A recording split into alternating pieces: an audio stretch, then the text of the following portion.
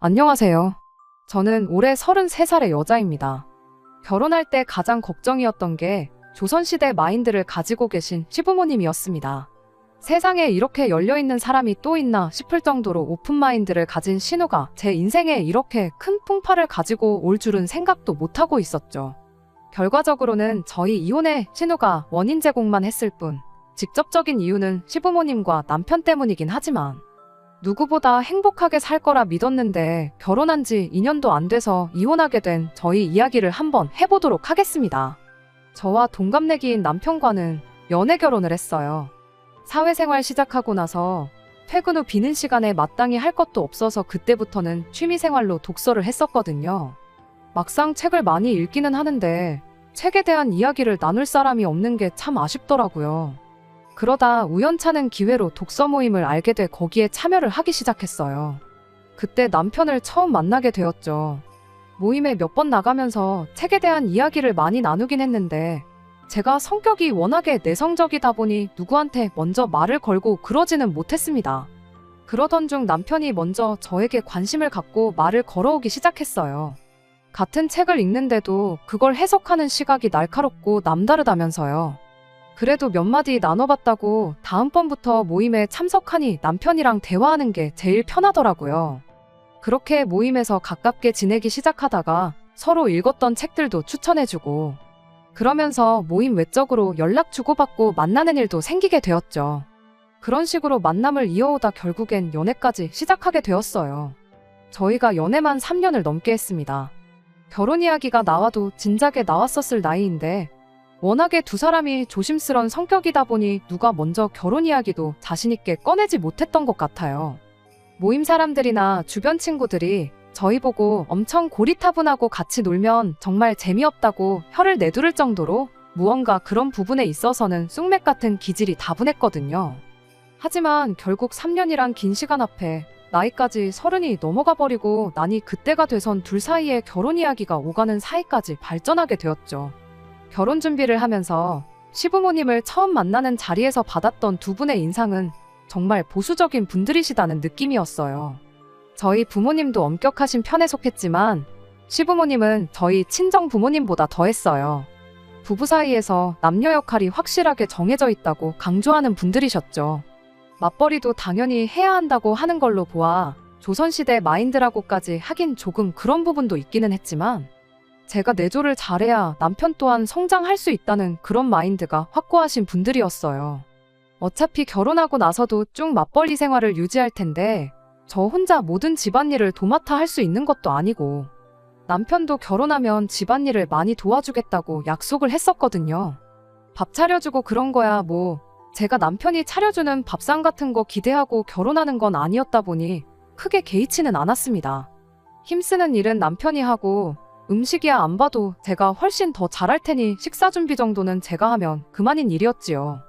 물론 시부모님이 말하는 게 끼니만 챙겨주는 걸 말하는 게 아니라 전반적인 가사일에 대한 이야기를 말하는 거였겠지만 어차피 두 분 모시고 한 집에서 살 것도 아니고 날이면 날마다 찾아와서 저희가 집안일을 어떻게 분담해서 하고 있는지 그런 거 검사하고 그러지도 못하실 걸 알았다 보니 크게 상관은 없었어요. 이미 시댁에 인사드리러 가기 전에 남편이 두 분 성향에 대해 미리 귀뜸을 해줬던 것도 있고 해서 대답만큼이라도 시부모님이 원하는 대답을 해드렸었죠. 아무튼 그렇게 처음 시부모님께 인사를 드렸고 며칠 지나서 신우를 처음 만나게 되었어요. 신우는 남편보다 2살 위의 누나인데 이미 저희 둘 사이에서 결혼 이야기가 나오기 반년 전쯤에 결혼해 가정을 꾸리고 살고 있었습니다. 신우가 결혼했다는 사실은 모르고 있었어요. 3년이나 연애했는데 신우 결혼식에 참석을 안 한 이유는 따로 있는 게 아니고 남편이 말을 안 해줬었기 때문입니다. 그땐 저희가 3년 가까이 만나긴 했지만 둘 사이에 결혼 이야기가 오가던 상황은 아니었었거든요. 제가 결혼 생각이 없을 수도 있는데 부모님은 물론이고 일가 친척들 다 오는 자리에 저를 데려가면 제가 부담을 느끼지 않을까 싶어서 남편이 신우 결혼 이야기는 꺼내지도 않았던 거예요. 그게 제 생각에는 남편 나름의 배려라고 생각했기에 따로 문제 삼지는 않았습니다. 실제로 시부모님 인사드리러 갔을 때 신우 결혼식에는 왜 안 왔냐느냐 하는 이야기조차 없으셨었고요. 아무튼 보수적인 부모님, 고리타분한 남편만 보고 신우도 비슷하게 정도를 따르는 그런 사람일 거라고 막연하게 생각을 했었어요. 그런데 그게 아니었어요. 처음 신우를 소개받는 자리에서 약속 장소에 도착한 신우를 보고 저게 정말 남편하고 한 가족인가 싶을 정도로 전혀 다른 인상을 가지고 있었거든요. 저보다도 2살 위인데 화장도 패션도 엄청 화려하고 심지어 머리도 금발로 염색을 해가지고 있었거든요. 저는 시부모님이 조금 조선시대 마인드를 가진 분들이라고 생각했는데 오히려 신우가 저보고 너는 뭐 조선시대에서 왔냐는 말까지 할 정도로 엄청 개방적인 사람이었습니다. 왜? 우리나라 역사에서도 흥선대원군이 쇄국 정책을 펼친 만큼 고종은 이후에 신문물을 최대한 수용하려고 했었잖아요. 워낙에 고지식하고 엄한 부모님 밑에서 자라서 신우가 저렇게 된 거구나 그런 생각까지 들었죠. 잠깐 인사 정도만 나누는 자리인 줄 알았는데 신우가 뭘 벌써 집에 가냐며 자기는 한번 밖에 나오면 12시는 돼야 집에 들어가야 되는 사람이라고 하더니 이제 어차피 한가족들 사람인데 진실된 모습도 보여줘야 하는 거 아니겠냐며 셋이서 같이 술을 마시러 가자고 하더라고요. 술을 마셔야지 진실된 모습을 볼 수 있다 생각하는 사람들이 있는지도 그때 처음 알았죠. 평소에는 사람들이 전부 가면을 쓰고 가식적으로 행동하고 있다 생각하는 거였을까요? 아무튼 저는 술만큼은 정말 입에도 안 대는 사람이라는 게 문제였죠. 술을 안 마시는 게 모범적인 것이다 하고 금주를 하고 절주를 하고 그러는 게 아니었어요. 제가 그냥 술 자체가 몸에 안 받는 사람이라 정말 술하고는 인연이 없었죠. 어찌어찌 분위기상 소주 1-2잔 정도는 마실 수 있는데 그날 컨디션에 따라서 1-2잔만 마셔도 완전히 정신 못 차리고 뻗어버리는 경우도 허다해요. 그래서 술은 최대한 조심하는 편이죠. 그래서 술은 좀 그렇고 무알콜 맥주 정도는 마실 수 있다고 했더니 취하지 않으면 그게 무슨 재미냐고. 저보고 인생에 진짜 즐거움을 모르고 살고 있다느니 그러더라고요. 가만 보니 31하면 아직 한참 때인데 50는 것도 그렇고 너무 수수한 거 아니냐고. 뭐 조선시대에서 왔느냐고 그러더라니까요. 아무튼 그날 신우가 사람이 부침성이 좋은 걸 떠나서 저랑은 참 안 맞는 사람이라는 걸 그때 처음 알았죠. 그날 이후로 결혼식 올릴 때까지 따로 신우를 만난 적은 없었어요. 이후로 상견례 때는 따로 참석을 안 했고 그 이후로는 결혼 준비한다고 정신없이 바빴거든요. 그 좋아하는 독서 모임도 안 나가고 결혼 준비하는 데만 열중을 했었죠. 그렇게 남편과 결혼을 하게 되었어요. 심해부는 결혼식 당일날 식장에서 처음 만나게 되었어요. 결혼 준비하는 동안은 신우하고 그날 이후로 더 만날 일이 없었다 보니 따로 인사를 나눌 일이 없었죠. 신우의 강렬한 첫 인상 때문에 그랬나 심해부 또한 속된 말로 조금 날티나는 그런 사람일 거라고 생각했었는데 신우랑 부부가 맞나 싶을 정도로 정반대의 인상이었습니다. 동글동글하니 푸근한 인상에 공부도 꽤나 잘했을 것 같은 모범생 이미지였죠. 솔직한 말로 둘이 어울리냐 물어본다면 아니라고 대답할 수밖에 없겠네요. 둘이 나란히 서 있으면 아마 세상 그 누구도 두 사람이 부부라고 생각도 못할 만큼 전혀 다른 두 사람이었거든요. 아무튼 저희가 결혼한 이후로 신은혜하고는 몇 번 만나긴 했지만 대부분이 시부모님이 동석한 자리에서였어요. 그랬다 보니 직접적으로 신은혜랑만 같이 만나 시간을 보냈던 적은 딱 한 번밖에 없었지요. 심해부도 술을 전혀 못하는 사람 같은데 신우는 왜 그렇게 술 타령만 해대는지. 아무튼 만났다 하면 술만 찾는 신우가 부담스러워서 이후로는 신은혜랑 만남을 제가 피하게 되었어요. 하지만 가족들 다 같이 모인 자리에서는 신우도 부모님이 계셔서 그랬나 술을 좀 자중하는 분위기라 그때는 아무 문제 없었지요.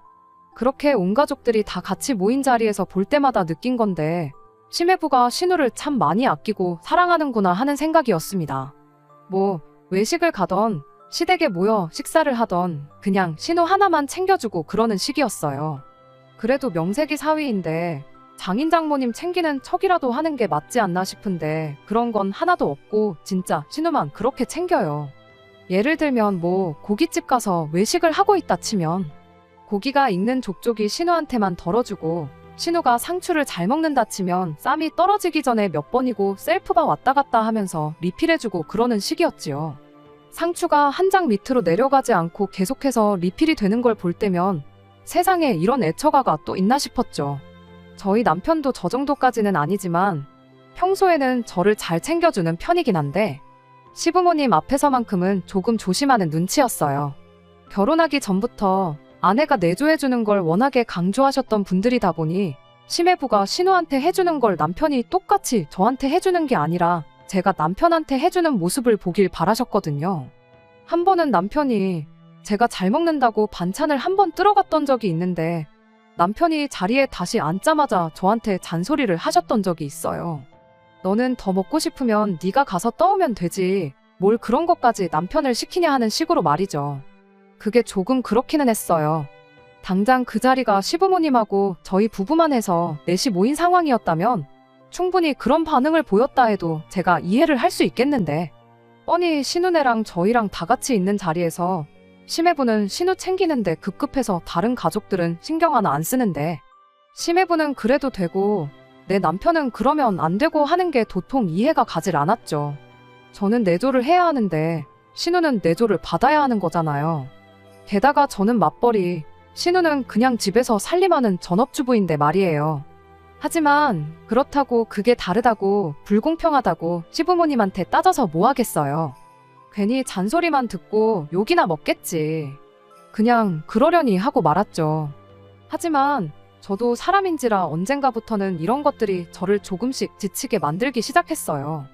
그래도 결혼 직후에는 한 달에 한두 번씩 얼마 안 되는 횟수지만 가족 모임이 있으면 무조건 참석하는 쪽으로 노력을 했었는데 신우는 남편한테 대접받아 마땅하지만 저는 그러면 안 되는 상황이 저를 점점 피곤하게 만들었고 결국 언젠가부터는 시댁 식구들과의 자리를 제가 피하기 시작하는 지경에 이르르게 되었습니다. 아예 시댁 모임의 발길을 끊었던 건 아니지만 한 달에 한두 번씩 있는 자리를 두 달에 한 번만 참석한다든지 하는 식으로 줄이는 시기였죠. 이러나 저러나 맞벌이를 하고 있었다 보니 못 간다고 핑곗거리를 만드는 것 자체는 그렇게 어려운 일이 아니었습니다. 그래도 똑같이 공평해야 한다는 생각에 친정 식구들과의 자리도 똑같이 줄이게 되었고요. 하지만 제가 자기 가족들과 영 가깝게 지내지 못하는 제 모습이 남편 딴에는 많이 갑갑했었던 것 같아요. 은근슬쩍 시부모님이 불편하면 누나랑이라도 좀 친하게 지내면 안 되겠느냐 하는 식의 이야기를 자주 하고는 했었죠. 그래도 같은 또래인 신우라면 제가 덜 불편하게 느끼지 않겠나 싶었던 게 남편 생각이었던 것 같은데 저와 정반대의 성향을 가진 신우가 어떻게 보면 저한테는 제일 어려운 사람이나 마찬가지였다 보니 기회가 되면 시간이 나면 하는 식으로 신우와의 만남마저도 피하게 되었습니다. 그렇게 결혼한 지 1년이 넘어가던 시점이었어요. 반강제적으로 신우와 자주 시간을 보내게 되는 상황이 찾아왔습니다. 시매부가 해외 영업일로 원래도 해외 출장이 잦은 사람이었는데 그때쯤부터 회사 사정 때문에 출장을 한두 달에 한 번꼴로 거의 한 달씩을 나가 있게 되었거든요. 그 덕에 신우가 저희 집에 자주 찾아오게 되었어요. 시매부가 한 달 출장을 간다 치면 30일 중 거의 5일, 6일 정도는 저희 집에 와서 시간을 보내기 시작한 겁니다. 혼자 있으면 심심하다는 말도 안 되는 이유로 저희 집에서 하루 자고 가고 그런 식이었어요. 막상 신우가 저희 집에 놀러 온다고 해서 뭐 저희랑 신나게 놀고 가고 그러는 건 아니었습니다. 이미 몇 번을 말씀드렸다시피 신우하고 저는 거의 상극에 가까운데 코드가 다른 두 사람이 같이 있어봤자 뭐 재미있을 일이 몇 개나 있었겠나요. 신우는 여느 때처럼 술 타령만 하다가 혼자서 밤늦게까지 TV를 보고 시간을 때우는 시기였어요.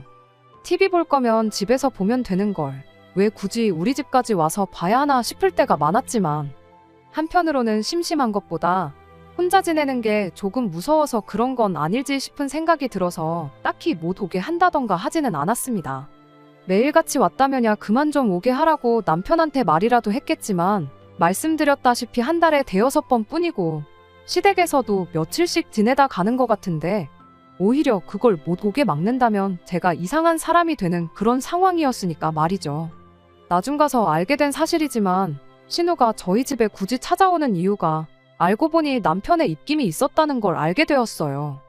남편이 제가 신우랑 자주 시간을 보내면 그만큼 친해질 거 아니겠냐, 그럼 시댁 모임에 참석하는 것에 대해 거부감을 덜 느끼지 않겠나 하고 너무 쉽게 생각했던 거였죠. 하루는 신우가 금요일 퇴근 시간에 맞춰서 저희 집에 찾아왔어요. 평소 때처럼 저희 집 도착하자마자 TV부터 켜가지곤 혼자서 시간을 보내기 시작했죠. 그런데 한참 TV 보다 말고 난데없이 좀이 쑤셔서 도저히 못 버티겠다며 저보고 어떻게 이렇게 재미없는 삶을 살 수가 있냐면서 지루하지 않냐고 계속 저한테 말을 걸어오더라고요.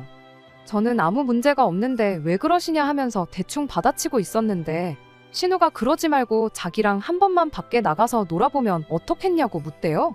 여지껏 이렇게 재미없게 살아온 거 손해보고 살았단 느낌이 들 만큼 새로운 세상을 보여준다면서요.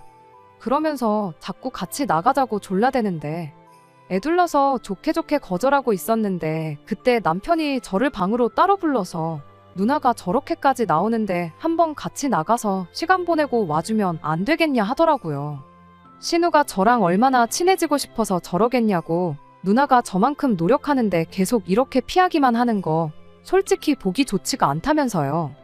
누나의 정성을 봐서라도 한 번만 같이 나가서 시간 좀 보내고 와보면 안 되겠느냐 부탁을 하더라고요. 결국 남편의 부탁에 이기지 못해 신우와 둘이 나가기로 했죠. 이미 집을 나서는 순간부터 저는 어색하기만 했는데 신우는 의욕이 엄청 넘치더라고요. 그때까지만 해도 저는 별 생각 없었죠. 오히려 남편 말이 맞는 것 같아 반성까지 되대요.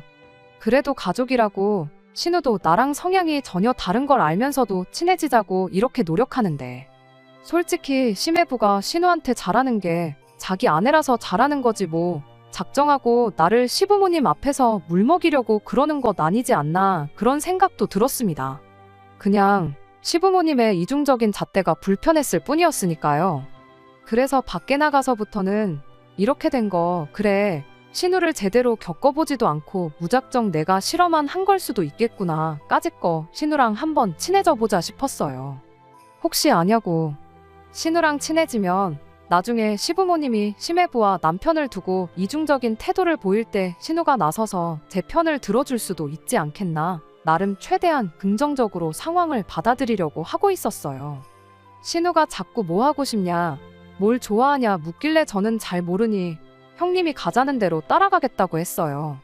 그렇게 신우가 자주 간다는 술집으로 향했죠. 술은 같이 못 마셔줄지라도 술상대 정도는 되어줄 수 있겠다는 생각에 별 생각 없이 따라간 거예요. 그런데 신우가 저를 데려간 곳이 그냥 술집이 아니라 남녀가 합석해서 술 마시는 그런 헌팅 술집이었다는 게 문제였어요. 신우가 여지껏 몰랐던 새로운 세상을 보여준다는 게 난생 처음 보는 남자랑 합석해서 술 마시는 걸 줄은 정말 상상도 못했죠. 아니, 감히 세상 누가 상상이나 하겠어요. 다른 사람도 아니고 지 동생의 배우자를 데리고 나와 합석하는 헌팅 술집에 데려오는 신우가 세상에 어디 있겠나요? 제가 형님한테 미쳤냐고 결혼한 사람이 이런 곳을 왜 오냐고 딴 데 가자고 했더니 이런 데 오면 결혼한 사람이 오히려 더 인기가 많다면서 저보고 결혼 반지는 잘 끼고 왔지? 하고 딴소리를 하고 있는 거 아니겠어요. 그러더니 기어이 남자 2명을 어디서 물어와 합석을 시키기까지 하는 겁니다.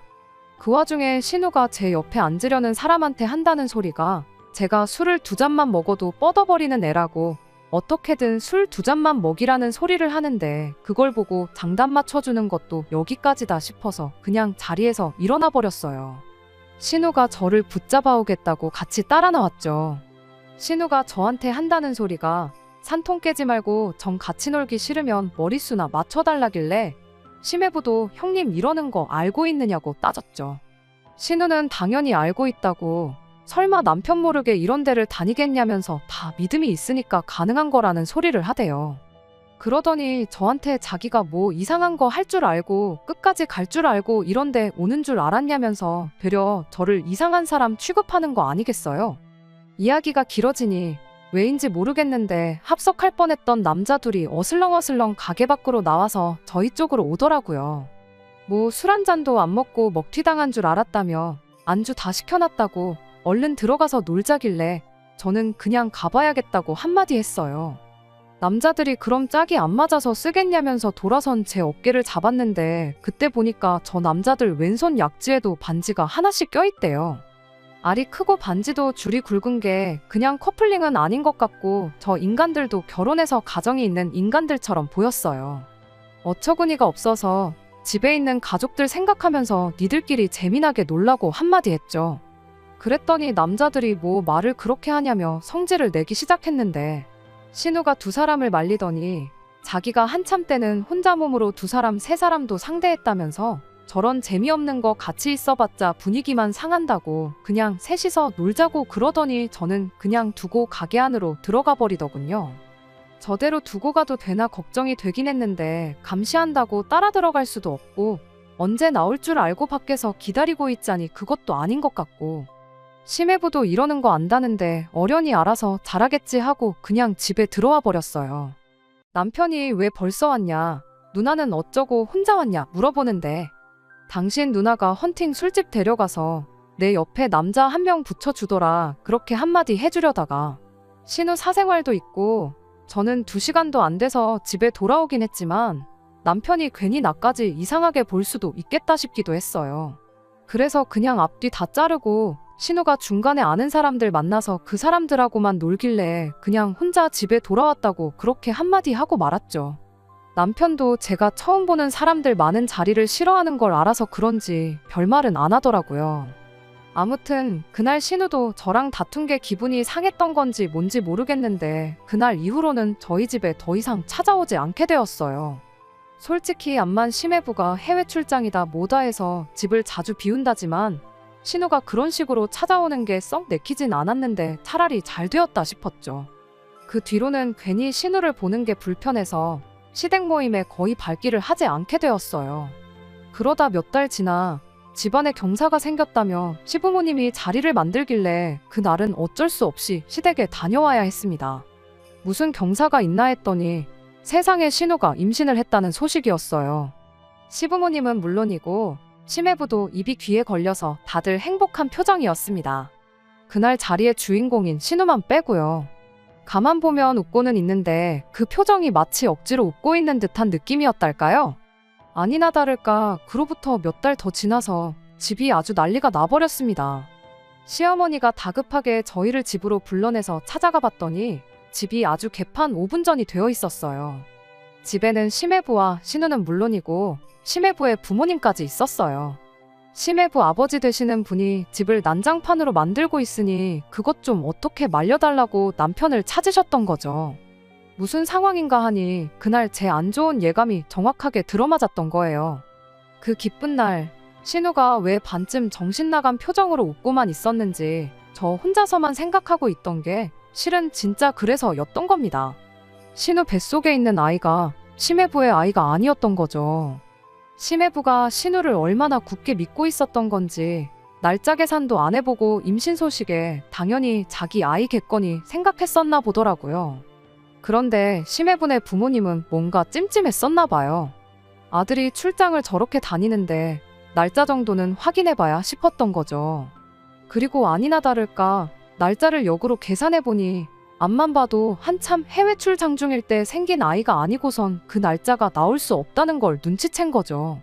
말인즉슨 신우 뱃속의 아이가 심해부의 아이일 수가 없다는 사실을 알게 된 거예요.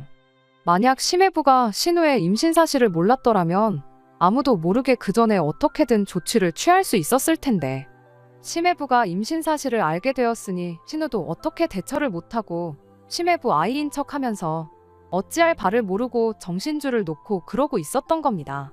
그런데 이젠 병원 간다고 해서 해결이 되지도 않을 만큼 시간이 지나버려 어쩔 수 없이 아이를 낳아야 하는 상황이 찾아오게 된 거죠.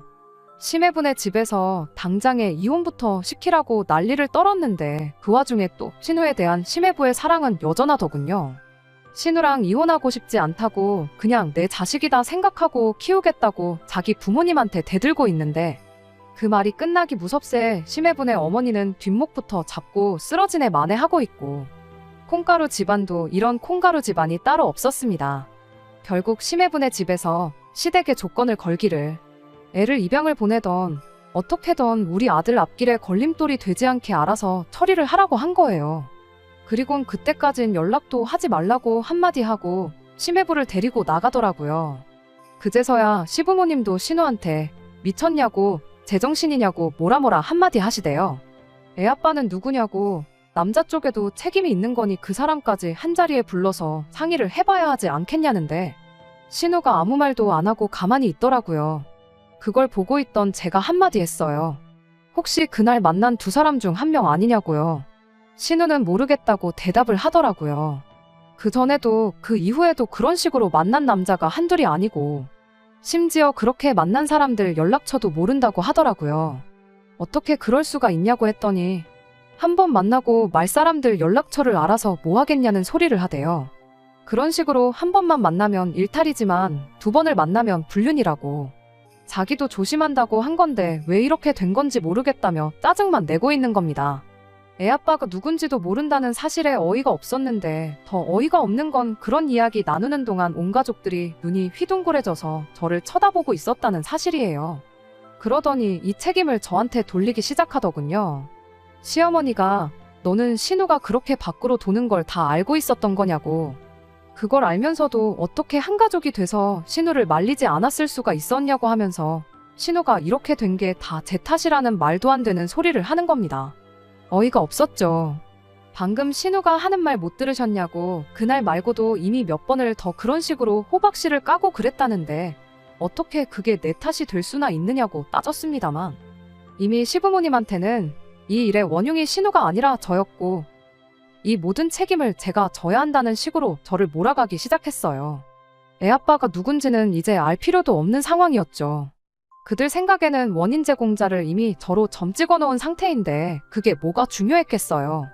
결국 시부모님은 그 책임을 저에게 전부 떠넘기고는 그래도 우리 사위가 우리 딸을 너무나 사랑해서 애만 없어지면 결혼 생활을 이어가겠다고 하지 않느냐고 그게 얼마나 다행이냐고 한마디 하더니 신우애는 저희 호적에 올려서 저희들 자식으로 키우면 되겠다는 소리를 하는 거 아니겠어요? 신우도 그제서야 상황이 어떻게 돌아가는 건지 깨달은 듯 엄마 말이 맞다고 지금 생각해보니까 그동안 그렇게 만난 사람들 전부 술만 마시고 말았었지. 실수했던 건 그날 저랑 있을 때 만났던 두 사람들밖에 없다고. 그렇게 말을 바꾸더라고요. 그때 제가 자기를 제대로 말렸으면 이런 일이 발생하지 않았을 거라며 애는 내가 대신 낳아준 거라 생각하고 자기 배불러 낳은 애를 저희들 자식으로 키우라는 소리를 하는 겁니다. 그 와중에 남편은 암만 자기 가족들이라고 해도 다들 미친 거냐고 한마디를 해줬어도 모자랄 판에 무슨 성인군자가 되어가지고는 생명의 존엄성을 운운하면서 가족들하고 편먹고 저를 설득하려고 들더라고요. 그래도 누나가 낳은 아이면 한 핏줄인데 피가 섞인 가족을 어떻게 누군지도 모르는 사람들한테 키우라고 입양을 보낼 수 있겠냐며. 어차피 너 나이가 33살 나이면 노산이라 임신도 힘들다 하고 아이도 정상이 아닐 수도 있다는데 그냥 누나 아이를 우리 아이라 생각하고 우리가 맡아서 키우자는 겁니다. 남편한테 너도 똑같이 따라서 미친 거냐고. 피가 섞인 게 니네 집 식구들 피만 섞였지 내 피가 섞였냐고 한마디 따졌어요. 33살 나이가 노산인 것도 무슨 뭔 상관이냐고. 네 누나가 암만 젊은 사람인 척 하고 다녀도 우리보다 2살 더 많은데 눈에 뵈는 게 없어서 이제 기본적인 산수도 안 되냐 따졌죠. 그리고 방금 네 누나가 애 아빠가 2사람 중 1명일 거라고 한 말도 못 들었냐고. 그 말대로면 그날 밤에 신우랑 같이 있던 게 둘 중 하나가 아니라 2사람 전부였다는 소리 아니냐고. 그날 보니 그 인간들도 다 결혼해서 가정이 있는 사람들이던데 그런 정신머리 가지고 살고 있는 사람들한테서 나온 아이가 퍽이나 정상이겠다고. 그렇게 네 핏줄이 걱정되고 누나 인생 책임져주고 싶으면 이혼해줄 테니 네 혼자 실컷 하라고 그렇게 말하고는 집으로 돌아왔습니다. 당장에 이혼해야겠다는 생각밖에 없었어요. 집에 돌아와서 남편이 사과하고 생각을 바꾼들 이런 집구석에 한 가족으로 더는 살고 싶은 마음은 없었거든요. 그렇게 집에 오자마자 제 짐 챙겨서 나가려고 짐을 싸고 있는데 말은 그렇게 했어도 지 혼자 독박 쓰려니 그건 싫었는지 제 예상대로 집에 돌아와서 저한테 생각이 짧았다고 사과를 하더라고요. 가족들하고 연을 끊고 산다고 말해도 다시 받아줄 생각 없었는데 그 와중에 지 가족들하고 무슨 이야기를 하고 온 건지. 저한테 한다는 소리가 그럼 딱 몇 년만 아이를 우리가 키우면 어떻겠냐는 소리를 하대요. 우리가 입양해서 키우는 척 해가지고는 일단 지 누나 이혼당하는 것부터 막아주자고요. 그러면 누나가 어떻게든 심해부랑 아이를 만들겠다고 했답니다. 그리고 그렇게 신우랑 심해부 사이에서 진짜 아이가 태어나면 그때 아이를 돌려주면 어떻겠냐는 거예요.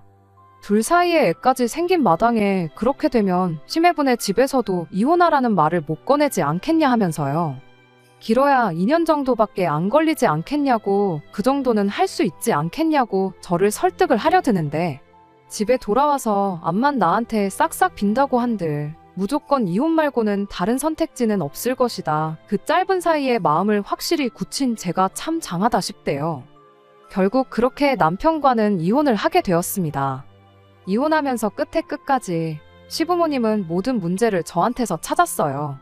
지 불리해지니까 남편도 버리는 꼴 좀 보라면서, 본성이 그런데 자기들이 부탁할 걸 부탁했다면서, 저 같은 피도 눈물도 없이 가족도 모르는 냉혈한한테 아이를 안 맡긴 게 천만 다행인 것처럼 말을 하대요.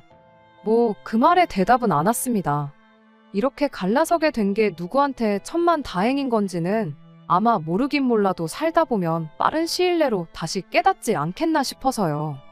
뭐 조선시대에도 대를 이을 장손이 없으면 다른 형제 집에서 아들 자식을 데려오는 경우는 있다고 봤지만, 적어도 그 데려온 자식이 밖에서 데려온 자식은 아니었겠지요. 암만 제가 33 나이로 이혼녀 딱지를 달게 되었다 한들 자기들 편한 대로만 해석하는 썩어빠진 유교사상 조선시대 마인드를 갖고 있는 집구석에서 탈출한 건 정말 다행이라는 생각밖에 들지 않네요. 안녕하세요. 이걸 후기라고 해야 할지 해명이라고 해야 할지 모르겠는데, 왜 거기서 오지랖 넓게 그날 이야기를 꺼내서 이혼까지 하냐는 댓글이 있어서 이렇게 추가로 글을 남기게 되었습니다. 일단 첫 번째로, 이혼한 부분에 대해선 한치의 후회도 없어요. 신우가 아니었어도 심해부랑 남편을 두고 다른 가치관을 들이대는 시부모 때문에라도 언젠가 일이 터지면 터지지 않았을까 싶어요. 그리고 신우랑 같이 나간 날, 그날 일에 대해 함구를 하고 있었다고 한들, 물론 제 생각이긴 하지만 신우가 저 때문에 저렇게 된 거라고 책임만 안 돌렸겠지. 분명히 끝에 가선 무슨 이유를 대서든 그 아이를 저희 보고 키우라고 했을 거라 확신합니다. 이거 해명하겠다고만 후기를 보낸 건 아니에요. 신우도 결국 이혼하게 되었거든요. 심해부도 정신을 못 차린 게 그 와중에도 신우랑 헤어지기 싫다고 부모를 설득을 했었는가 봐요. 그래서 어찌어찌 애아빠만 찾아오면 애 클 때까지 양육비를 받고 지 자식으로 키우던가, 그쪽에서 원하면 아이를 넘겨주던가 하는 쪽으로 결정을 내렸다는데, 그 와중에 애아빠 찾아낸다고 후보를 추리다가 저랑 같이 나갔던 문제의 그날, 애아빠일 수도 있는 사람이 같은 날에 2명이나 된다는 사실을 알려줬는가 봐요.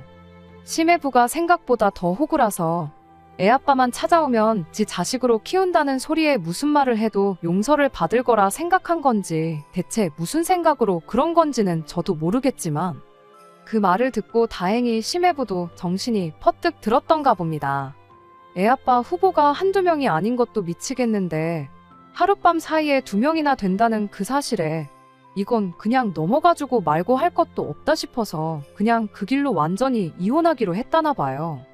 말도 안 되는 집구석에 사위랑 며느리로 있는 것보다야 이혼하게 된 게 심해부도 저한테도 더 좋은 일이 아니겠나 싶네요. 끝까지 들어주셔서 감사합니다. 오늘의 사연은 여기까지입니다. 구독과 좋아요, 알람 설정 부탁드리고 더 좋은 사연으로 다시 찾아뵙겠습니다. 감사합니다.